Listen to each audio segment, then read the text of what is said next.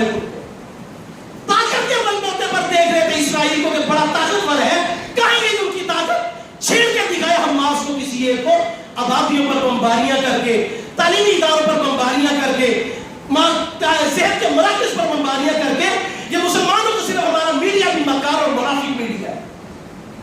311 کے قریب جب اس نے اعلان کیا کہ ہم زمینی طور پر غزہ میں داخل ہو گئے، 311 مردار مارے، کسی نے دکھایا آپ کو؟ مرے پڑے اسرائیلی 311 روکتے ہوئے پارلیمنٹ سے نکلے ان کے آخری اجلاس کے اندر. کسی میڈیا نے، کسی اسٹیشن نے آپ کو دکھایا؟ اسی حوالے سے آج کے خطبہ جمعہ میں مسلمان اور یہود و نصارہ کا قرآن کریم کے اعتبار سے آج کل رہن سہن کیسا ہے، اور دوسرا جو آج کل سوشل میڈیا پر اس حوالے سے تھوڑی سی گفتگو ہے کہ ان کے ساتھ پروڈکٹس کا بائیکاٹ کرنے سے اسرائیل کو کیا نقصان ہوگا، یا بہت سارے ایسے روشن خیال کہ آپ یہ جو موبائل استعمال کر رہے ہیں یہ بھی انہیں کے ہیں، فلاں چیز بھی انہیں کی ہے، تو ان کو بھی ترک کر دیں. تو اس حوالے سے سرکار دو عالم صلی اللہ علیہ وسلم کا مبارک طریقہ اور آپ کی حکمت عملیات اس حوالے سے چند گزارشات آپ حضرات کی خدمت پیش کرنی ہے. وہ ہے کہ اللہ جل شانہ قرآن و سنت کے مطابق اس طریقے سے گفتگو کرنے، توجہ سے سننے اور ہم سب کو عمل کرنے کی توفیق عطا فرمائے. قرآن کریم کو اللہ تبارک و تعالیٰ نے قیامت تک کے لیے اہل ایمان کے لیے کامیابی اور ہدایت کا سرچشمہ قرار دیا ہے. یہ بات طے شدہ ہے کہ جس طرح کا انسان کی آنکھ کے سامنے آلہ ہوگا اس کو بعد والی چیز بھی اسی رنگ کی نظر آئے گی. دوسرے انداز میں یوں کہہ لیں کہ جس پرسپیکٹو سے ہم کسی چیز کو دیکھیں گے وہ ویسا ہی ہمیں نظر آئے گا. اگر ایک آدمی نے سیاہ رنگ کا چشمہ لگایا ہوا ہے تو اس کے بعد والی چیز اس کو سیاہ ہی نظر آئے گی، اگرچہ حقیقت میں وہ سیاہ نہ ہو. اگر ہرے رنگ کا چشمہ لگایا ہوا ہے تو اس کے بعد والی چیز بھی اس کو ہری ہی نظر آئے گی، اس لیے کہ جہاں سے وہ دیکھ رہا ہے وہاں پر ہرے رنگ کا آلہ اس کی آنکھ کے آگے لگا ہے. آج تک ہم نے کبھی اپنے آپ کو قرآن کے پرسپیکٹو سے نہیں دیکھا. یہود و نصارہ کو قرآن کی آنکھ اور قرآن کی نظر سے نہیں دیکھا. اسی وجہ سے کہ ہم نہ اپنے آپ کو اچھے طریقے سے پہچانتے اور جانتے ہیں، نہ ہم کفر کو کفر کے اعتبار سے جانتے اور پہچانتے ہیں. پھر ہمارے بہت سارے رہن سہن والے لوگ وہ کافر ہم سے اچھے ہیں، وہ ہم سے بہت اچھے ہیں، فلاں کا ان کے ہم سے اچھے ہیں، لیکن جس اعتبار سے ہم ان کو دیکھتے ہیں ان اعتبار سے وہ اچھے ہیں. لیکن قرآن کے پرسپیکٹو سے جب ہم ان کو دیکھیں گے تو کائنات میں ان سے بدترین مخلوق روئے زمین پر نہیں ہے. یہ بات طے شدہ ہے کہ باقی قوموں سے ہٹ کر مسلمان کے عروج اور زوال کے معیارات بالکل مختلف ہیں. دنیا میں جتنی بھی اس وقت مذاہب کے اعتبار سے، نظریات کے اعتبار سے قومیں، لوگ، مذاہب آباد ہیں، ان سب سے ہٹ کر مسلمان کی کامیابی، اس کے عروج کے معیارات، ساری کی ساری چیزیں ان سے مختلف ہیں. میرے اور آپ کے لیے کامیابی، عروج اور زوال ہمارے اختیار میں اللہ نے ہمیں دیا ہے. جس وقت میں ہم چاہیں ہم اپنے آپ کو عروج کی طرف لے جا سکتے ہیں، اور جب ہم چاہیں ہم اپنے آپ کو زوال پذیر کر سکتے ہیں. یہ میں نے عرض کیا کہ دیگر قوموں کے مقابلے میں مسلمانوں کا عروج اور زوال ان کے اپنے کردار، ان کے اپنے افعال اور ان کے اپنے اعمال پر منحصر ہے. اور وہ کوئی چیز ایسی نہیں ہے کہ وہ انسان اس کو اختیار نہ کر سکتا ہو، بلکہ ہماری 1400 سال کی تاریخ اس بات پر گواہ ہے کہ مسلمانوں نے جب اپنے آپ کو عروج پر رکھا تو اس وقت ان کا سب سے بڑا نقطۂ نظر کیا تھا.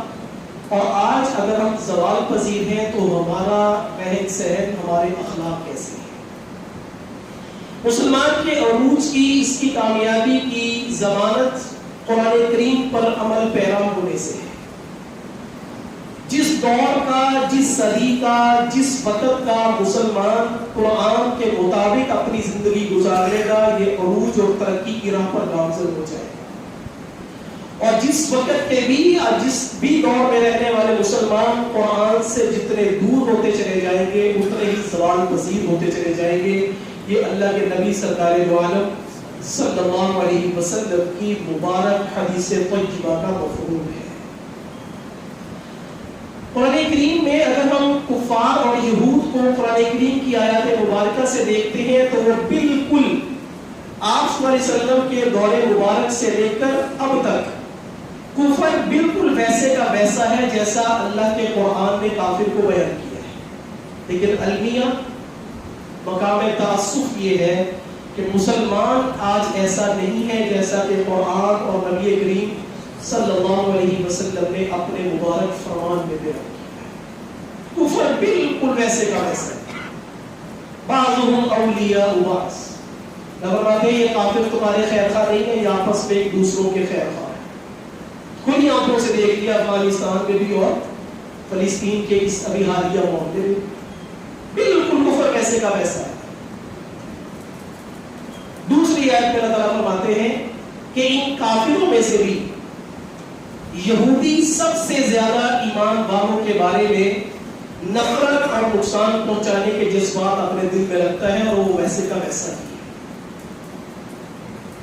اگر آج ہم دیکھتے ہیں کہ فلسطین کے اندر مسلمانوں پر، مرد و خواتین پر جو مظالم ہو رہے ہیں، تو یہ ٹریننگ گویا کہ ان کفار کے اندر ظلم اور ستم کرنے کی ٹریننگ ہوتی ہے، انسانیت کو پامال کرنے کی ٹریننگ ہوتی ہے۔ تعلیمی ادارے، عبادت گاہیں، تعلیمی مراکز، اسی طرح ہاسپٹل، ہر جگہ پر بمباری کر کے وہ اس بات کا ثبوت دیتا ہے کہ یہودی اور کفر اسلام کے بارے میں اور مسلمانوں کے بارے میں بالکل ویسا ہی ہے، اے مسلمانوں جیسے تمہارے قرآن نے اور اللہ کے نبی نے تمہیں بتایا ہے۔ لیکن ہم اس نظریے سے کبھی ہم نے کفر کو نہیں دیکھا، ہم نے ان کو اپنے معیارات سے، اپنے اعتبار سے دیکھا، اپنے طریقہ کار سے دیکھا، اور پھر خود ہی ہم نے فیصلے کیے، پھر خود ہی چائے پیتے ہوئے ہم نے ٹیبل ٹاک شروع کی، اور کافر ہم سے اچھے ہیں۔ یہ بات نہیں ہے۔ میں اکثر سیرت کے خطبات میں بھی عرض کیا تھا، ایک ہے محبت رسول، ایک ہے امت کی نبی سے محبت۔ تو نبی کی ہر امتی کو قیامت تک کے آنے والے کے لیے محبت یکساں میسر ہے، جس طرح دور نبوی کے مسلمانوں کو توجہات نبوی حاصل تھی، قیامت تک کے مسلمانوں کو نبی کریم صلی اللہ علیہ وسلم کی وہی دعاؤں کے ثمرات حاصل ہو گئے۔ ساری امت کو شامل کر دیا۔ یہ نہیں کہا کہ اللہ اس وقت کے جو مسلمان قیامت تک کے لیے جو آپ کی امت آئے گی، اب امت نبی صلی اللہ علیہ وسلم سے محبت کرنے میں جتنی دور ہوتی چلی جائے گی تو اس کو یوں لگے گا کہ میں بہت دور جا رہا ہوں، جبکہ اس کے کردار، اس کے افعال نے اس کو محبت رسول سے دور کر۔ تو قرآن کریم یہ کہتا ہے وَلَن تَرْضَىٰ عَنْكَ الْيَهُودُ وَلَا النَّصَارَىٰ حَتَّىٰ تَتَّبِعَ مِلَّتَهُمْ۔ وہی مسلمان ممالک جہاں سے فلسطین کے مسلمانوں کے لیے امداد نہیں جا سکتی، وہی ممالک سے، انہی راستوں سے امریکہ کی امداد ان کے خلاف مسلمانوں کے اسرائیل کو جا رہی ہے۔ وَلَن تَرْضَىٰ عَنْكَ الْيَهُودُ وَلَا النَّصَارَىٰ۔ اللہ فرماتے ہیں اس سے تم ان کو راضی کرو گے۔ قرآن کریم براہ راست پہلے اللہ کے نبی صلی اللہ علیہ وسلم کو مخاطب کرتا ہے، پھر آپ کے وسیلہ جلیلہ سے پھر قیامت تک کے آنے والے تمام اہل ایمان اس کے مخاطب۔ فرماتے ہیں وَلَن تَرْضَىٰ عَنْكَ الْيَهُودُ، عَنْکَ ہے عربی اعتبار سے صرف ایک کو مخاطب کیا، ہرگز بھی، اس کو تاکید کہتے ہیں عربی کے اندر، صرف یہ نہیں کہ ایسا نہیں ہو سکتا، ہرگز تاکید میں اللہ فرماتے ہیں کبھی بھی ایسا ہو ہی نہیں سکتا عَنْكَ الْيَهُودُ، اے نبی صلی اللہ علیہ وسلم آپ سے یہود اور نصارہ راضی ہو جائے، حَتَّىٰ تَتَّبِعَ مِلَّتَهُمْ، یہاں تک کہ آپ ان کے مذہب کی پیروی بھی کر لیں، یہ تب بھی آپ سے کبھی بھی راضی نہیں ہوگا۔ آج ہم ان کو راضی کرنے میں لگے ہوئے، تو اللہ نے یہ فیصلہ کر دیا ہے کہ کفر کبھی بھی تم سے راضی نہیں ہوگا۔ یہود اور نصارہ بالکل ویسے کے ویسے ہیں جیسے اللہ کے قرآن نے بیان کیا۔ یہ میں نے چند مثالیں عرض کی۔ دوسری بات جو المیہ ہے، اہل ایمان مسلمان ویسے نہیں ہے جیسے اللہ کے قرآن اور سابق سرکار دو عالم صلی اللہ علیہ وسلم کے فرمان میں ہے، انما المؤمنون اخوہ. پہلی تو قرآن کریم میں اللہ تعالیٰ فرماتے ہیں مسلمان آپس میں اخوت سے کے اعتبار سے بھائی بھائی ہیں. اس بھائی چارے کا آج کہیں پر ظاہراً وجود نظر معاشرے میں نہیں آتا، جس کو ہم مسلم ممالک کا اتحاد کہہ لیں. مسلم ممالک کی اپنے اعتبار سے کوئی ایک ایسی جماعت، کوئی ایسی تنظیم کہہ لیں جو مسلمانوں کے معاملات کا فیصلہ کرے، ایسا بظاہر کچھ نظر نہیں آتا. قرآن کریم یہ کہتا ہے کہ یہود نے اپنے نبی کو یہ کہا تھا کہ ہم تو جہاد نہیں کریں گے، فقاتلا انا ہاہنا قاعدون، ہم نہیں لڑتے لڑتے جاؤ، تم اور تمہارا رب ہے موسیٰ لڑتے پھرے، ہم نہیں، ہم سے نہیں لڑا جائے گا. جہاد سے انہوں نے منہ موڑا تھا. تو آج امت مسلمہ بھی اسی طرح سے کر رہی ہے. اس اعتبار سے کہ کفر ویسے کا ویسا ہی نظر آ رہا ہے، لیکن اہل ایمان مسلمان ویسے نہیں بن رہے جیسے قرآن کریم نے بیان. شروع ہو جائے ذرا اپنی ذات سے. میں اپنی ذات کے ساتھ کتنا مخلص ہوں؟ نہیں ہوں مخلص. نماز چھوڑ دینا بربادی ہے، میں چھوڑ رہا ہوں. جھوٹ بول دینا زبان کی بربادی ہے، بدبو ہے، میں بول رہا ہوں. غیبت کرنا اپنے ہی بھائی کے مردہ ہونے کی حالت میں گوشت کھانے کی مانی میں کر رہا ہوں. خیانت کرنے سے قومیں زوال پذیر ہوتی ہے، میں کر رہا ہوں. ایک دوسرے پر ظلم کرنے سے قیامت کے دن اندھیرے ہو گئے، ہم ظلم کر رہے ہیں. تو ایک شخصی اعتبار سے لے کر قومی اعتبار تک نہ ہماری تجارت ویسے جیسے اللہ کا قرآن اور نبی صلی اللہ علیہ وسلم کا فرمان، نہ ہمارا اتحاد ایسا جیسے قرآن اور فرمان رسول میں، نہ ہماری تجارت کے معاملات ایسے جیسے قرآن اور صاحب قرآن کی تعلیمات ہیں، نہ ہمارا رہن سہن ایسا، نہ ہمارے تعلیمی مراکز ایسے، نہ ہمارے معاملات ایسے. ہر ایک چیز کے اعتبار سے ہم قرآن کے بالکل برعکس جا رہے ہیں. تو جب قرآن کے ہم برعکس جائیں گے تو بھی نبی کریم صلی اللہ علیہ وسلم نے فرمایا ان اللہ یرفع بہذا الکتاب اقواما ویضع بہ آخرین. اسی ایک کتاب سے، اسی ایک قرآن سے اللہ تعالیٰ بہت ساری قوموں کو عروج بخشے گا اور بہت ساری قومیں اسی کی وجہ سے زوال پذیر ہو جائیں. آج ہم کہاں پر ہے؟ ایک ایک چیز سے اگر ہم نکلتے چلے جائیں، قرآن کریم کو سامنے رکھ کر اپنا جائزہ لیتے چلے جائیں تو بل پڑتا جا اور شرماتا جا. ہماری بہنوں بیٹیوں کے پردے ہیں نا، ہمارے کہتے ہیں آنکھوں کا پردہ، چہرے کا پردہ، فلاں کا پردہ. نماز میں بھی عورت کو اپنے جسم کا کوئی ایک حصہ، یہ بازو ہے، اگر مثال کے طور پر یہ 12 انچ اس کی لینتھ ہے، 4 انچ اگر اس کی تنہائی میں نماز پڑھتے ہوئے بھی اس کا صدر کھلا رہ گیا تو اس کی نماز نہیں. اکیلے میں ہے، تنہائی میں ہے، ساری اوڑھنی بھی دی ہوئی ہے، لیکن غفلت سے بھی اگر یہ آستین چھوٹی ہے، چادر سے کور نہیں کیا ہوا، یہاں تک اگر بہن بیٹی بے پردہ ہوتی ہے اللہ کے سامنے نماز پڑھتے ہوئے بھی تو اس کی نماز نہیں. قل للمؤمنین یغضوا من ابصارہم، کہتے ہیں آنکھوں کا پردہ ہوتا ہے، دل کا پردہ ہوتا ہے. یہ ہے وہ المیہ جو مسلمانوں کے اندر پیدا کر دیے گئے. کائنات کی سب سے مقدس ترین عورتیں نبی کریم صلی اللہ علیہ وسلم کی ازواج. روئے زمین پر اللہ کو سب سے زیادہ پیارے صحابہ اکرام اہل بیت، وہاں پر حکم ہو رہا ہے کہ آپ بغیر پردے کے آمنے سامنے کوئی نہیں آئے گا. تو مسلمان آج ویسا نہیں ہے جیسے اللہ کے قرآن نے عرض کیا ہے. جیسے اللہ کے قرآن نے مسلمان کو زندگی گزارنے کے اصول دیے، پیسہ پیسہ پیسہ، یہ تو یہودیوں کی روش قرآن کریم نے بیان کی. ہر ایک چیز میں دنیا کا مطمع نظر ہو جانا، کھانا پینا سونا جاگنا بچے چلنا، یہ تو جانور بھی کر رہے ہیں. کھاتے بھی ہیں، پیتے بھی ہیں، سوتے بھی ہیں، بچے بھی چل رہے ہیں، جانور بھی یہ کام کر رہے ہیں. انسان مسلمان اشرف المخلوق کی ہوتا ہے. اس کو اللہ نے اختیار دیا ہے کہ یہ اپنی زندگی کو جس ڈھنگ سے گزارنا چاہے یہ گزار سکتا ہے. تو پہلی چیز میں نے یہ عرض کی کہ آج المیہ ہمارا یہ ہے کہ ہم ویسے نہیں ہیں جیسے اللہ کے قرآن نے ہمیں کہا ہے ہونے کا، اور کفر آج تک ویسے کا ویسا ہی مسلمانوں کو نقصان پہنچانے میں ہے جیسے اللہ کے قرآن نے بیان کیا ہے۔ دوسری چیز،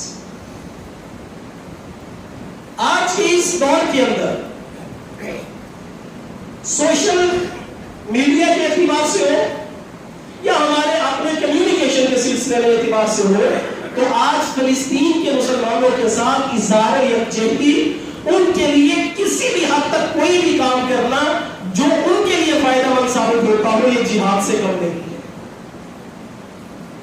اس میں سب سے بڑی جو کفر کے لیے پریشانی کا سبب بنتا ہے وہ ان کی پروڈکٹس کا بائیکاٹ کرنا ہے، اور یہ اللہ کے نبی صلی اللہ علیہ وسلم کی حکمت عملی ہے۔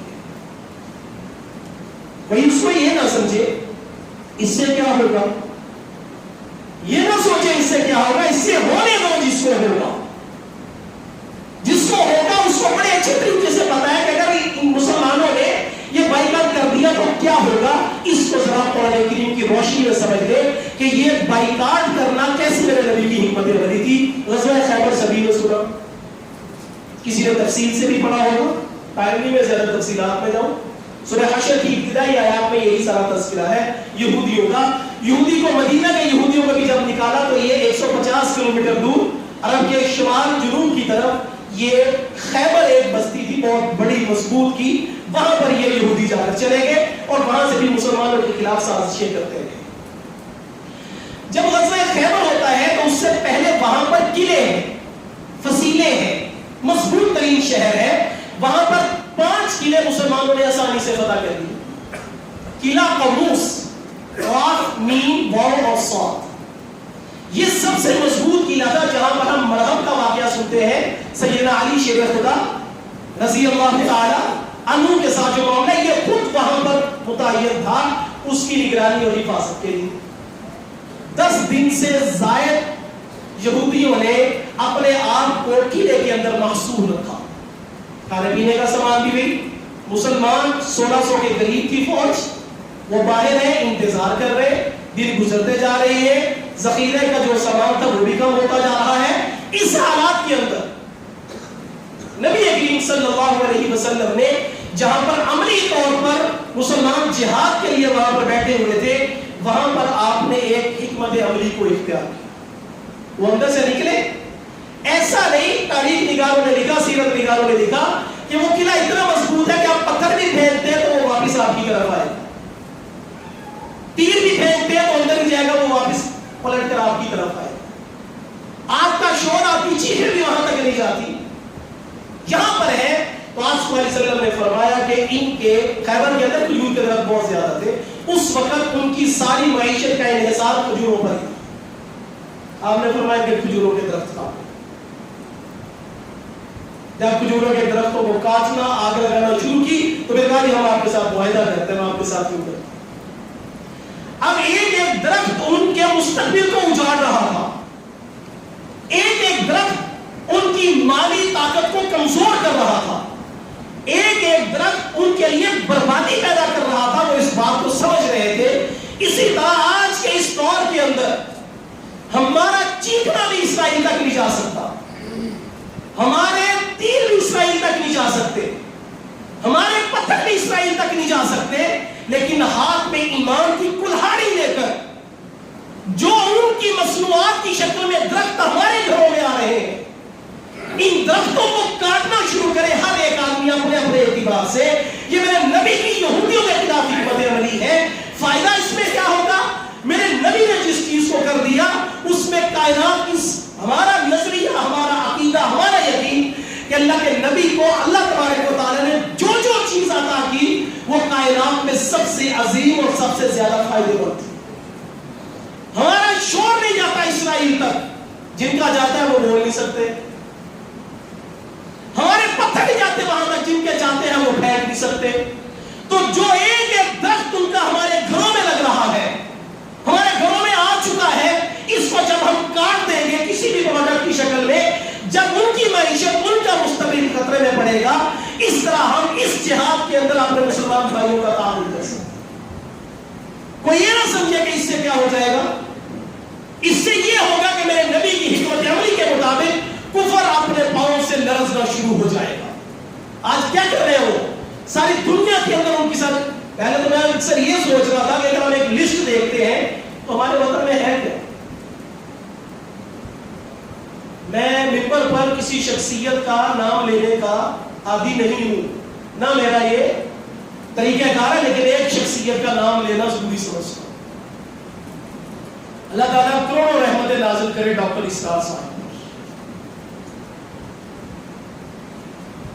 ان یہودیوں کو جس طرح انہوں نے برہنہ کیا، نظریات اپنے کے اعتبار سے نہیں، قرآن اور حدیث کی پیشن گوئیوں کے اعتبار سے، اس نظریے سے جب ہم دیکھتے ہیں کہ یہود کس نوعیت کا ہے، تو پھر یہ سمجھ آنا شروع ہو جائے گا کہ آپ صلی اللہ علیہ وسلم نے یہودیوں کو مدینہ سے کیوں نکالا تھا. خاص طور پر یہ کیوں کہا اخرجوا الیہود من جزیرۃ العرب، کہ عرب کے جزیرہ سے ہی یہودیوں کو نکال باہر کر دو.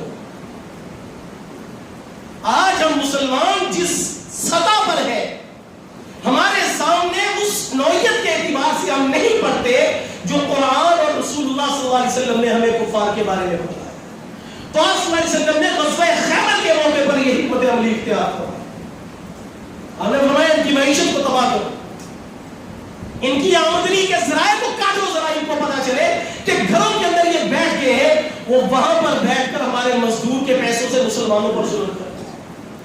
اور جب کسی قوم کے حکمرانوں کے ضمیر مردہ ہو جائے تو پھر انقلاب نہیں، اللہ کے عذابات آئے. سوشل میڈیا کا دور چلتی رہتی ہیں، خبریں آتی رہتی ہیں. کہتے ہیں کویت کے اندر انہوں نے جگہ جگہ پر روڈز کے اوپر یہ بینرز لگائے ہوئے ہیں، حل قتلت اليوم فلسطین، کہ آج آپ نے کسی فلسطینی کا قتل تو نہیں کیا ان کی پروڈکٹ خرید کے، کہ آج آپ نے کسی فلسطینی کو مارنے میں ان کی معاونت تو نہیں کی. ہمارے یہاں پر یہ کہتے ہیں کہ ایسا ہوگا تو کیا ہوگا. یہ ہمارے بزرگ بیٹھے ہیں 70-80 سال کے، پوچھ رہے ہیں کیسے پلے تھے جب یہ سارا کچھ نہیں تھا. جب یہ سارا کچھ نہیں تھا تو زندگی کیسی تھی. ہمیں اس نظریے سے تو دیکھنا ہی نہیں ہے، یہ تو دنیاوی اعتبار سے ہے. ہمیں تو یہ دیکھنا ہے کہ ادھر اللہ کا قرآن ہے اور ادھر کفار ہے. نبی صلی اللہ علیہ وسلم کی قرآن کی، آپ صلی اللہ علیہ وسلم کی تعلیمات کیا ہے. ہم جس جھنڈے کے نیچے قیامت کے دن کھڑے ہونا چاہتے ہیں اس کو لیوائے حمد کہتے ہیں، جو آمنہ کے لال کے ہاتھ کے نیچے ہوگا. اور یہاں پر وہی جائے گا جو میرے نبی کے دین کے ساتھ وفادار ہوگا. جگہ نہیں ملے گی، دور سے ہی سائڈ پہ کر دیے جائیں گے. قریب آنا تو بہت دور کی بات ہے. وفاداری شرط ہے. مسلمانوں احساس ایک ایسی چیز ہے جو اہل ایمان کے اندر قرآن نے اور آپ صلی اللہ علیہ وسلم نے اور دین اسلام نے مسلمانوں کے اندر احساس کو بیدار کیا تھا. کیوں سجدہ ریز ہو رہے کسی کے سامنے؟ محسوس کرو کہ یہ ہونا بھی چاہیے کہ نہیں ہونا چاہیے. جب احساس دلوں سے نکل جائے تو پھر یوں ہی زندگی رواں دواں رہتی ہے جیسے کچھ ہوا ہی نہیں ہے. یہاں پر تو بات کرنا بھی، یہاں پر تو کچھ ایسا کرنا بھی کہ ہمارے کسی بھائیوں کے ساتھ ظلم و ستم ہو رہا ہے، وہ بھی معاشرے کے اندر بہت کم ہے. تو ان پروڈکٹس کا بائیکاٹ کر کے میں اور آپ اپنے عملی جہاد کے اندر قرآن کریم میں اور حدیث طیبہ میں آپ صلی اللہ علیہ وسلم نے فرمایا، حدیث طیبہ میں آپ صلی اللہ علیہ وسلم نے فرمایا ان اللہ لا ينظر الى صورکم واموالکم، اللہ نہیں دیکھتا تمہاری شکلوں کو. اس نے بھی ہوئی ہے، اس نے کیا دیکھی؟ تمہارے مالوں کو وہ نہیں دیکھتا، اسی نے تم کو دیا ہوا ہے. وَلَكِنْ يَنْظُرُ إِلَىٰ قُلُوبِكُمْ، اللہ کی نظر تمہارے دلوں پر ہے، تمہارے دلوں پر ہے. اور سورہ عادیات کی یہ آیت قرآن کریم کی سب سے خطرناک قسم کی آیت، وَحُصِّلَ مَا فِي الصُّدُورِ. حدیث طیبہ اللہ تمہارے دلوں کو دیکھ رہا ہے، شکل و مالوں پر نہیں دیکھ رہا. وَحُصِّلَ مَا فِي الصُّدُورِ، اور اللہ تمہارے دلوں کو ایسے کھول دے گا کہ اس میں کیا کیا جذبات چل رہے تھے اللہ وہ بھی دیکھ لے گا. کون یہ کہتا تھا کہ ان کا بائیکاٹ کرنے کا کوئی فائدہ نہیں؟ جس کے دل کے اندر یہ خیال ویوز کی طرح بھی چل رہا ہے، اللہ اس کو بھی نکال باہر کرے گا. تمہارے دلوں کے اندر جو جو چیزیں چل رہی ہیں، جسم کے اندر جو چل رہا ہے وہ ٹیسٹ کے ذریعے باہر آ جاتا ہے. دل کے اندر کیا چل رہا ہے؟ انہ علیم بذات الصدور یعلم السر واخفى ما يكون من نجوى ثلاثه الا هو رابعهم ولا خمسة إلا هو سادسهم ولا أدنى من ذلك ولا أكثر إلا هو معهم أينما كانوا. جو تمہاری سرگوشی کو بھی جانے, جو اس کو بھی جانے جس میں الفاظ نہ ہو, صرف ہوڑ ہی لے, جو تمہارے دو کے ساتھ تیسرا بن جائے, علیم بذات الصدور, جو تمہارے دلوں میں چھپے ہوئے بھید کو بھی جانے. نہ فرماتے ہیں دلوں کو یوں چیر کر دیکھیں گے دل میں کیا جذبات, دیکھا جائے گا کہ دلوں میں کیا تھا. ان حالات کے اندر میرے دل میں کیا ہے کہ یا اللہ کیا ہو رہا ہے, میں کیا کر سکتا ہوں. اللہ یہ اتر رہے ہیں کرامن کاتبین یعلمون ما تفعلون. ایک ایک چیز لکھی جا رہی ہے. حماس نے کیوں حملہ کر کے ان کو چھیڑ دیا, اتنی قتل, اس نے جو چھیڑا ہے اس کا اہل نظر کو ہی پتا کہ اس نے کیوں چھیڑا.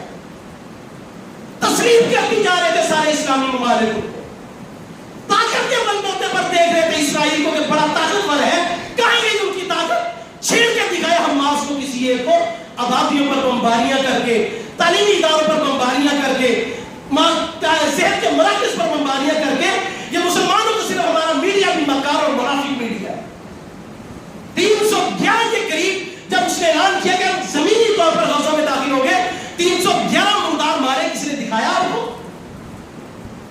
مرے پڑے اسرائیلی 311 رکتے ہوئے پارلیمنٹ سے نکلے ان کے آخری اجلاس کے اندر, کسی میڈیا نے کسی اسٹیشن نے آپ کو دکھایا؟ وہ ہمیشہ آپ کو وہ دکھائے گا جس سے مسلمان کمزور ہوتا چلا جائے. سچ کریں, ذرا غور کریں, روتے ہوئے اپنی پارلیمنٹ سے نکلے ہیں, دیواروں کے ساتھ لگ لگ کر کے یہ ہون کے ساتھ کیا ہے, وہ کہتے ہیں جنوں کے ساتھ لڑ رہے. اللہ فرماتے ہیں ہم نے بدر کے اندر فرشتے اتارے, اور وہ جنت کی سرزمین جس کو بچوں کے خون سے چھینچا جا رہا ہے, میرا اللہ پھر اپنے نظام کو چلانا چاہتا ہے. لیکن دیکھا جائے گا کہ دل کس کے ساتھ. عبد المطلب آپ کے دادا, سورہ فیل کا جو شان نزول ہے, اس میں جو ابرہہ آیا تھا بیت اللہ کو گرانے, تو آپ کے دادا نے بڑے مختصر سی بات کی تھی. آپ نے کہا تم جنگ کی تیاری میں آئے ہو, لڑنے میں, ہم تو لڑنے کی تیاری میں, ہمیں تو پتہ نہیں تم کہاں سے آئے, میرے اونٹ پکڑے ہیں, تم نے یہ واپس کر دو. یہ گھر اللہ کا ہے, اللہ جانے اور تم جانے. وَأَرْسَلَ عَلَيْهِمْ طَيْرًا أَبَابِيلَ تَرْمِيهِمْ بِحِجَارَةٍ مِّن سِجِّيلٍ. اتنے چونچ کے اندر, پنجے کے اندر کتنا سے کنکر آ جائے گا, لگے اور زمین تک دھنس جاتے تھے. وہ اللہ تو جانتا ہے. امریکہ بھی افغانستان میں یہی چلاتا تھا کہ ہم جنوں کے ساتھ لڑ رہے ہیں. آج اسرائیلی بھی یہی چلا رہے ہیں کہ پتہ نہیں کہاں سے نکل آتے ہیں. مسلمان کا پرکھا جا رہا ہے ایک ایک لمحہ, ایک ایک منٹ کا جذبات. میں 100 روپے کی چیز اس وجہ سے نہیں لیتا کہ یہ ان کی پروڈکٹ ہے, نامہ اعمال میں لکھا جا رہا ہے. یہ جذبات نوٹ ہو رہے ہیں. وَحُصِّلَ مَا فِي الصُّدُورِ کی کیفیت ایسی ریکارڈنگ میں جا رہی ہے کہ اللہ خود کہیں گے اقرأ کتابک. ہم بعد میں دیکھیں گے تمہارے ساتھ کیا کرنا ہے. یہ پڑھی ہے ساری زندگی, بتاؤ اس میں کوئی کام ایسا ہو جو تم نے نہ کیا اور فرشتوں نے لکھ لیا ہو. کفا بنفسک الیوم علیک حسیبا. پہلے تو خود اپنی ذات کے بارے میں فیصلہ کر کہ نامہ اعمال کے اعتبار سے تو مجرم ہے یا مہرب ہے. لا یظلم مثقال ذرۃ فی الارض ولا فی السماء. ایک رائی کے دانے جتنی بھی کوئی چیز نامہ اعمال سے محو ہو جائے, رہ جائے, اللہ فرماتے ہیں ایسا نہیں ہوگا. اس لیے ہمارے جذبات, ہمارا طرز عمل, ہمارا طریقہ کار, میں کیا کر سکتا ہوں یہاں پر بیٹھے ہم کیا کر سکتے ہیں, یہی کر سکتے ہیں کہ بھائی کام کر سکتے ہیں, ہمیں کرنا ہے. جس سطح پر سوشل میڈیا کا کوئی ایکٹیوسٹ ہے تو وہاں پر مسلمانوں کی آواز کو وہ اٹھائے تو وہ اٹھائے, اس کا یہ جہاد ہے. جس سطح پر, جس جگہ میں کوئی مسلمان کے فائدے کے لیے جو کام کر سکتا ہو, اس وقت کا اہم سب سے بڑی عبادت یہی عبادت ہے فرائض. اس لیے اس بائیکاٹ کو معمولی نہ سمجھے. ہم کیوں کر رہے ہیں؟ مسلمانوں کے لیے, ان کی فلاح کے لیے, ان پر مظالم کو روکنے کے لیے. تو یہ معمولی بات. بخاری شریف کی روایت ہے, ظالم کی بھی مدد کرو, مظلوم کی بھی مدد کرو. صحابہ کرام کہتے ہیں یا رسول اللہ, مظلوم کی مدد تو سمجھ میں آ گئی, ظالم کی مدد ہم کیا کریں؟ آپ نے فرمایا ظالم کے ہاتھ کو روک سکتے ہو تو روکو, زبان سے اس کو منع کر سکتے ہو تو کرو, جس اعتبار سے تم اس کو ظلم سے روک سکتے ہو اس کو روکو. یہ تمہارا روکنا ظالم کی مدد ہے، اور مظلوم کی جتنی داد رسی کر سکتے ہو وہ کرو، یہ تمہاری داد رسی کرنا یہ مظلوم کی مدد ہے۔ آج ہم ظالم کی مدد اس اعتبار سے کریں گے کہ وہ مظلوموں پر اور زیادہ ہمارے پیسوں سے اور زیادہ بمباری نہ کریں۔ اپنے جذبات کو قرآن کریم کے ساتھ ہاتھ جوڑ کر کرو۔ سارا کچھ زندگی کا ہم نے پڑھ لیا اور خدا کی قسم پڑھ کے بھی کچھ نہ پڑھا، قرآن کو ترجمے سے پڑھنا شروع واسطہ دے کر کے جو ہم کر سکتے ہیں وہ ہم کریں، اور سب سے اس وقت ہمارا عملی جہاد جو غزوہ خیبر کے حکمت عملی کے جہاد میں شامل ہونا چاہتا ہے وہ اپنے ہاتھ میں بائیکاٹ کی کلہاڑی لے لے، اور جہاں تک ممکن ہو سکے ان کی پروڈکٹ کا بائیکاٹ کر کے غزوہ خیبر کے اس عملی جہاد میں آج مسلمانوں کے سب میں شامل ہو جائے جس میں رسول اللہ صلی اللہ علیہ وسلم نے مسلمانوں کو شامل کیا تھا۔ اللہ تبارک و تعالی اہل غزہ کی، فلسطین کے مسلمانوں کی امداد و نصرت فرمائے۔ اللہ تبارک و تعالی اسرائیل اس کے حامیوں کو نصر و نابود فرمائے۔ وآخر دعوانا الحمدللہ۔